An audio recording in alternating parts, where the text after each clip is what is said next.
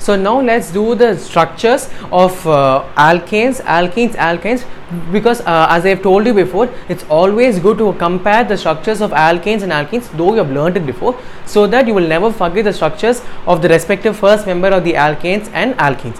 Now, even though we want to do the structure of alkynes in specific, well, let's just do the small brush up for the structure of the first member in the alkane and the alkane series before we go on with the structure of the first member of the alkyne series. So normally for alkanes, so the first member of alkane series will be your methane, and then methane structure is tetrahedron, as I have told you before, and then it also has a bond angle of 109 degrees. So now next it has a bond angle of 109 degrees approximately.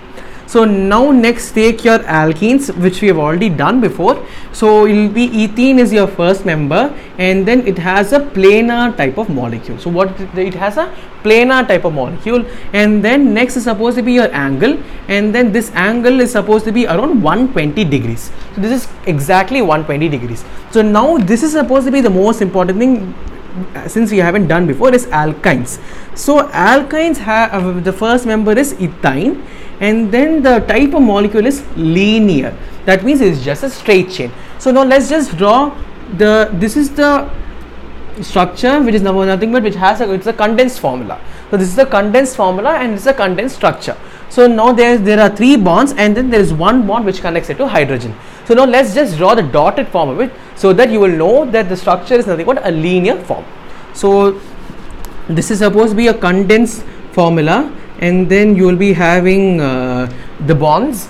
So next is supposed to be the electron dot structure, where you will represent the electrons of your carbon as well as the electrons of hydrogen, which is nothing but valence electrons, by different ways, so that the electron dot structure can be represented easily. So let's represent the valence electrons of carbon as dots. So now you will be having two sets of dots, where each set has only 3 dots. That means 3 valence electrons of this carbon, and the other carbon has been shared. So this carbon has totally 3 or 4 valence electrons. So 3 of it is used for sharing with the electrons possessed by the other carbon. So this is the first step. Second step is supposed to be the fourth electron of carbon. So that is here, and then the 4th electron of carbon is there. And you already know that the hydrogen has only 1 valence electron. So we will have 1 valence electron for hydrogen, 1 more valence electron for hydrogen, and then you have it. So that is, and then now let's replace all these things by a bond. So let's replace this xn dot, which is the valence electron of hydrogen and carbon, by a bond, because 1 bond is nothing but 2 electrons. So again, two electrons from both the carbons which has been shared is replaced by 1 bond. So same thing in these 2 places also.